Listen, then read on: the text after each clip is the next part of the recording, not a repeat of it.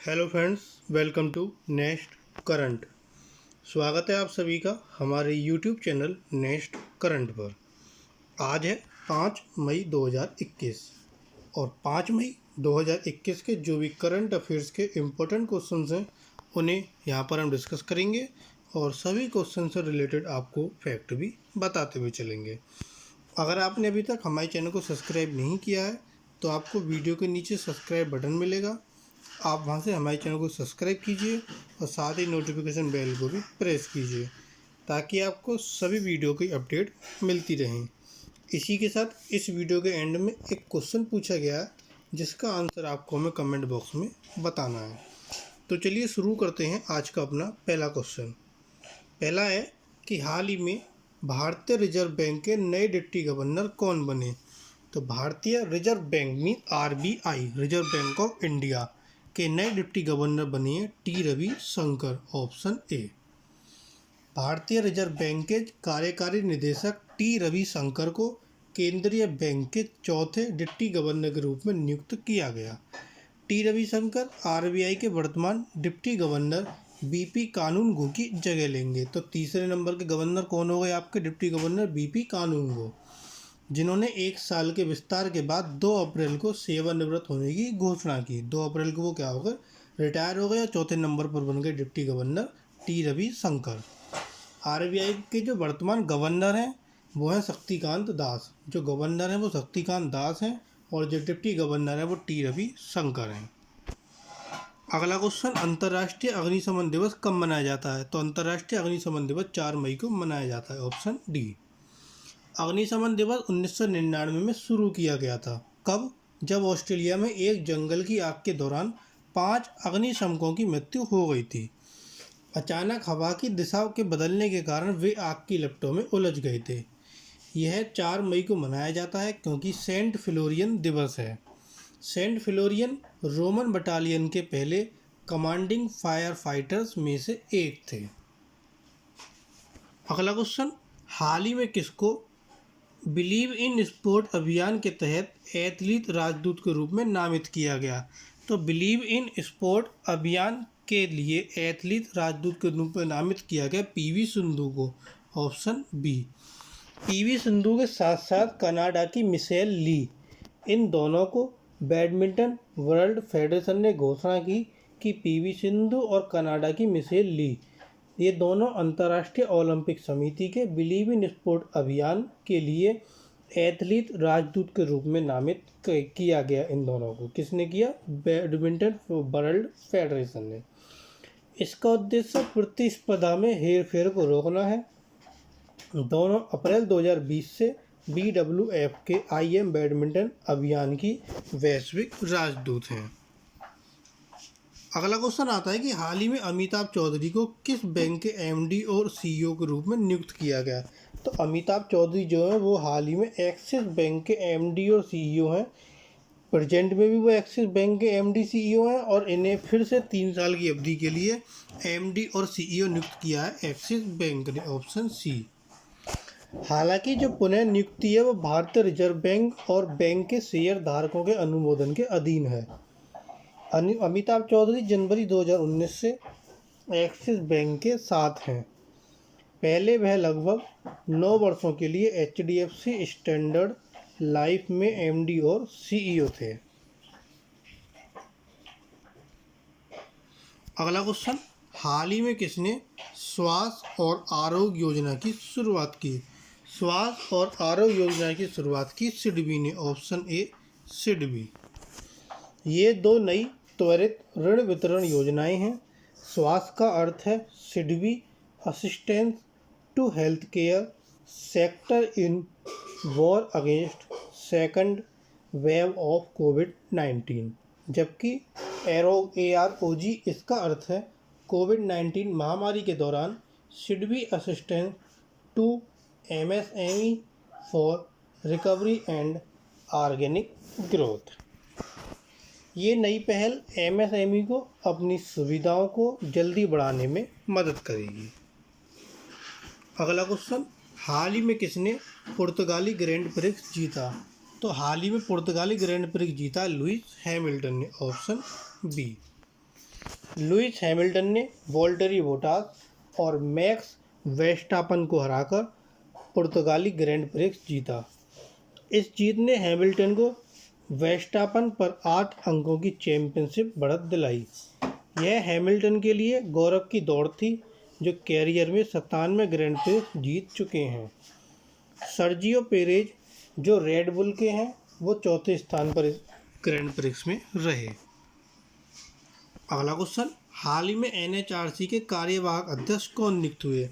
तो एनएचआरसी के कार्यवाहक अध्यक्ष नियुक्त हुए प्रफुल्ल चंद्र पंत, ऑप्शन सी। भारत के राष्ट्रपति ने प्रफुल्ल चंद्र पंत, जो कि सदस्य थे राष्ट्रीय मानवाधिकार आयोग एनएचआरसी, इंडिया को इसके अध्यक्ष के रूप में कार्य करने के लिए अधिकृत किया। पहले ये सदस्य थे, अब ये कौन बन गए? कार्यवाहक अध्यक्ष। उनकी नियुक्ति 25 अप्रैल 2021 से प्रभावी है। 22 अप्रैल 2019 को सदस्य एनएचआरसी के रूप में अपनी नियुक्ति से पहले, जब ये एनएचआरसी में आए थे और ये सदस्य के रूप में आए थे, उससे पहले जस्टिस प्रफुल्ल चंद्र पंत 13 अगस्त 2014 से 29 अगस्त 2017 तक भारत के सर्वोच्च न्यायालय के न्यायाधीश थे। अगला क्वेश्चन, हाल ही में मानस बिहारी वर्मा का निधन हो गया, वे किस क्षेत्र से संबंधित थे? तो मानस बिहारी वर्मा जो थे वो वैज्ञानिक क्षेत्र से संबंधित थे, ऑप्शन डी। उन्होंने लाइट कॉम्बैट एयरक्राफ्ट तेजस के विकास में महत्वपूर्ण भूमिका निभाई। वह पूर्व राष्ट्रपति एपीजे अब्दुल कलाम के करीबी सहयोगी थे और 2018 में उन्हें पद्म श्री से भी सम्मानित किया गया था। अगला क्वेश्चन, हाल ही में केंद्र ने चिकित्सा आपूर्ति के आयात पर आईजीएसटी कितने प्रतिशत कर दिया? तो केंद्र ने चिकित्सा आपूर्ति के आयात पर जो आईजीएसटी है उसको शून्य कर दिया, ऑप्शन ए। अभी आईजीएसटी 12% किया गया था और अभी से बिल्कुल माफ़ कर दिया गया। केंद्र ने कोविड संबंधी चिकित्सा आपूर्ति के आयात पर आईजीएसटी की छूट दी है, जिसमें रेमडेसिविर टीके, चिकित्सा ऑक्सीजन संकेंद्रक, क्रायोजेनिक टैंक और कोविड टीके शामिल हैं। यह जो छूट है वो 30 जून तक दी गई है। राज्य सरकारों को राहत की छूट प्राप्त करने के लिए आयातकों की सुविधा के लिए एक नोडल प्राधिकरण नियुक्त करने के लिए भी कहा गया है। अगला क्वेश्चन, हाल ही में पूर्व राज्यपाल जगमोहन का निधन हो गया, वे किस राज्य के राज्यपाल थे? तो जो पूर्व राज्यपाल थे जगमोहन, इनका निधन हुआ और ये जम्मू कश्मीर राज्य के राज्यपाल थे, ऑप्शन बी।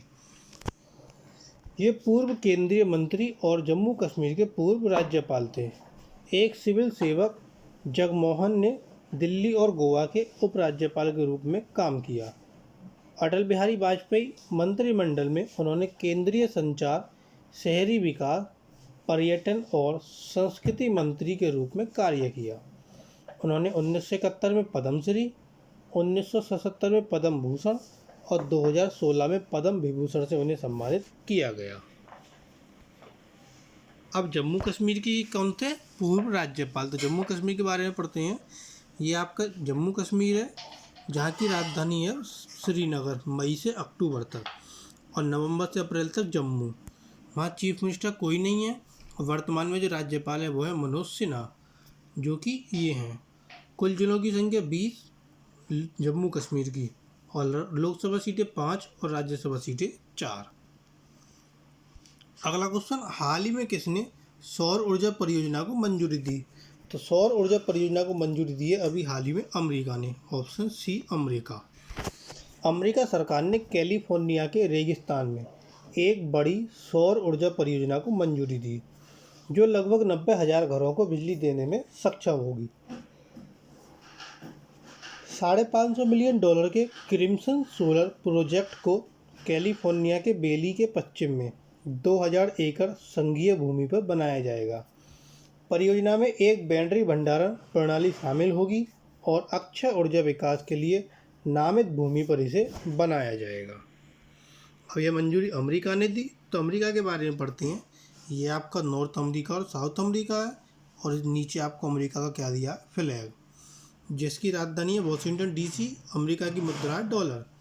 वहाँ के राष्ट्रपति जो बिडेन और उपराष्ट्रपति कमला हैरिस। अगला क्वेश्चन, हाल ही में किसने अंतर्राष्ट्रीय विकेट से संन्यास की घोषणा की? अंतर्राष्ट्रीय विकेट से संन्यास की घोषणा की है, क्रिकेट से संन्यास की घोषणा थिसारा परेरा ने की। Option D, Thisara Perera. श्रीलंका के पूर्व वनडे और T20 कप्तान थिसारा परेरा ने 3 मई को अंतर्राष्ट्रीय क्रिकेट से संन्यास की घोषणा की। परेरा ने इंडियन प्रीमियर लीग में प्रतिस्पर्धा के अलावा 166 एक दिवसीय 84 T20 इंटरनेशनल खेले। उन्होंने दाएं हाथ की मध्यम गति की गेंदबाजी के साथ 175 विकेट भी लिए। 74 T20 इंटरनेशनल पारियों में श्रीलंकाई टीम ने 1204 रन बनाए। अब श्रीलंका के आएंगे तो श्रीलंका के बारे में पढ़ते हैं। ये इंडिया से नीचे ये श्रीलंका है, जहाँ की राजधानी है श्री जयवर्धनेपुरे कोट्टे। वहाँ जो मुद्रा चलती है श्रीलंकन रुपया चलती है, और ये श्रीलंका का क्या है आपका फ्लैग। इसी के साथ वहाँ जो राष्ट्रपति हैं गोटाबया राजपक्ष, ये वहाँ के राष्ट्रपति हैं, और ये कौन है वहाँ के प्रधानमंत्री महिंद्रा राजपक्ष। अगला क्वेश्चन, हाल ही में किस राज्य के मुख्यमंत्री ने इस्तीफा दिया?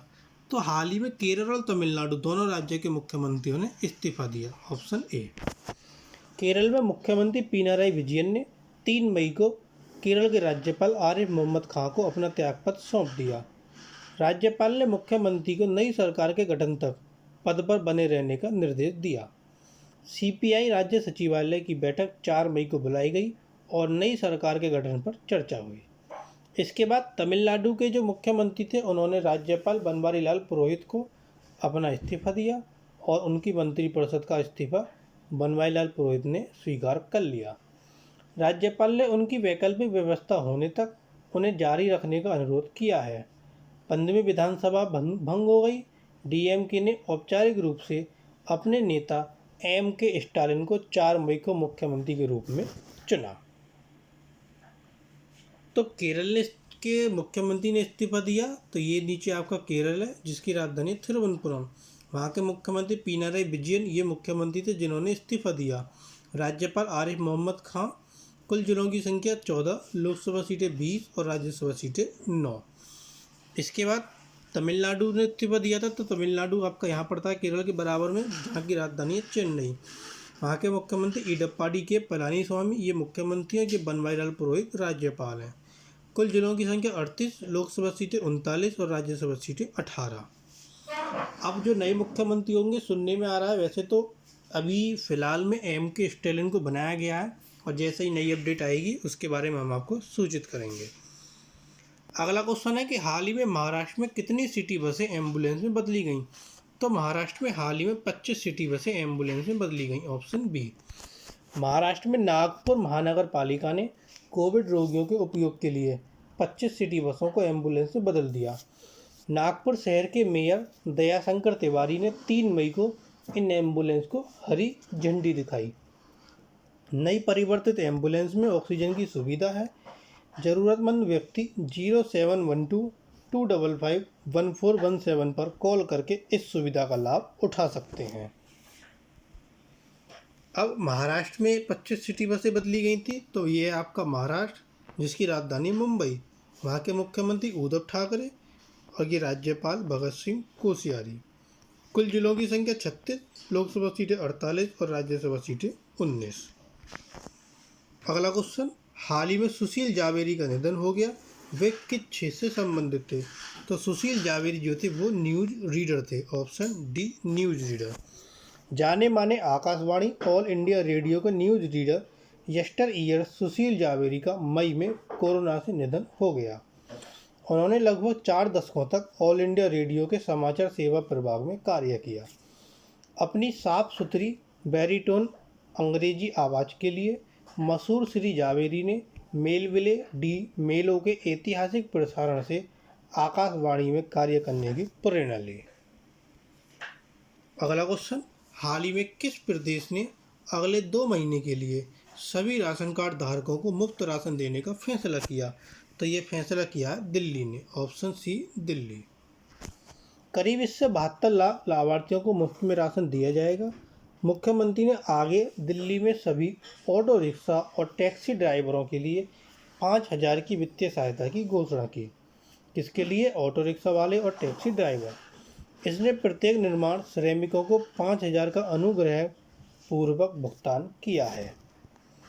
अब यह घोषणा दिल्ली सरकार ने की, तो दिल्ली के बारे में पढ़ते हैं। ये आपका दिल्ली है, जहाँ की राजधानी है नई दिल्ली। मुख्यमंत्री है अरविंद केजरीवाल। ये मनीष सिसोदिया डिप्टी मुख्यमंत्री है और ये वहाँ के राज्यपाल हैं अनिल बैजलाल। कुल जिलों की संख्या 11, लोकसभा सीटें 7 और राज्यसभा सीटें वहाँ की दिल्ली की 3।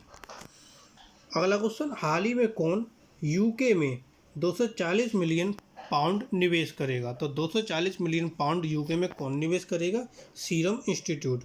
Option D serum institute. ये सभी उन दवाई मैन्युफैक्चरिंग के नाम हैं जो कोविड के टीके बनाते हैं। सबसे पहले आपका भारत बायोटेक है, इसके बारे में भी आगे बताएंगे। भारत बायोटेक बनाता है Covaxin. Gamaleya Sputnik V. Johnson and Johnson बनाता है जॉनसन और सीरम इंस्टीट्यूट बनाता है कोविशील्ड। ये इनकी दवाइयों के नाम है जो कोविड में आपके कार्य कर रही हैं, जो कोविड टीके लगाए जा रहे हैं। सीरम इंस्टीट्यूट ऑफ इंडिया अपने टीके के कारोबार का विस्तार करने के लिए यूनाइटेड किंगडम में 240 मिलियन पाउंड का निवेश करेगा और बड़ी संख्या में नौकरियों का सृजन करते हुए एक नया बिक्री कार्यालय स्थापित करेगा।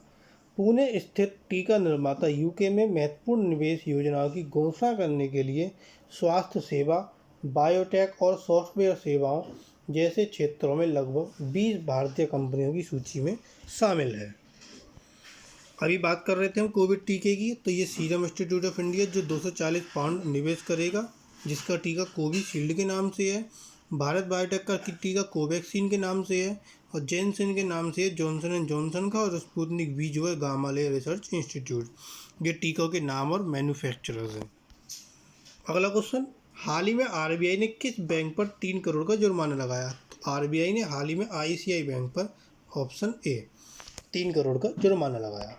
आरबीआई ने बैंकों द्वारा वर्गीकरण, मूल्यांकन और निवेश विभागों के परिचालन संबंधी विवेकपूर्ण मानदंडों पर कुछ निर्देशों के उल्लंघन के लिए 3 करोड़ का जुर्माना लगाया। यह जुर्माना बैंकिंग विनियमन अधिनियम 1949 के प्रावधानों के तहत आरबीआई में निहित शक्तियों के प्रयोग में लाया गया है। तो ये थे आपके आज के करंट अफेयर्स के क्वेश्चन। अब आता है क्वेश्चन ऑफ टुडे। आज का आपके लिए प्रश्न है जिसका आंसर आपको कमेंट बॉक्स में बताना है। वो है आपका प्रश्न आज के लिए कि हाल ही में किसने घोषणा की कि फाइजर भारत को $70 मिलियन से अधिक की दवा देगा? तो ये घोषणा किसने की? 4 ऑप्शन आपके लिए दी गए हैं, इसका आंसर आपको हमें कमेंट बॉक्स में बताना है। साथ ही कल जो क्वेश्चन पूछा गया था कि हाल ही में स्पुतनिक वी की पहली खेप 1 मई को किस शहर में पहुंची? तो पहली खेप पहुंची हैदराबाद में, ऑप्शन बी हैदराबाद। तो ये थे आपके आज के करंट अफेयर्स के इंपॉर्टेंट क्वेश्चन। अगर आपको वीडियो पसंद आए तो प्लीज़ वीडियो को लाइक, कमेंट और शेयर कीजिए, और अगर आपने चैनल सब्सक्राइब नहीं किया है तो आज ही हमारे चैनल को सब्सक्राइब कीजिए और साथ ही साथ हमारे चैनल को ज़्यादा से ज़्यादा शेयर कीजिए। आप हमसे फेसबुक, इंस्टाग्राम, टेलीग्राम पर भी जुड़ सकते हैं। आपको सभी पर सर्च करना है नेक्स्ट करंट 11 और इससे आपको हमारा ये लोगो मिलेगा, वही हमारा ये पेज है। अगर सब्सक्राइब नहीं किया तो प्लीज़ चैनल को सब्सक्राइब ज़रूर करें। Thank you.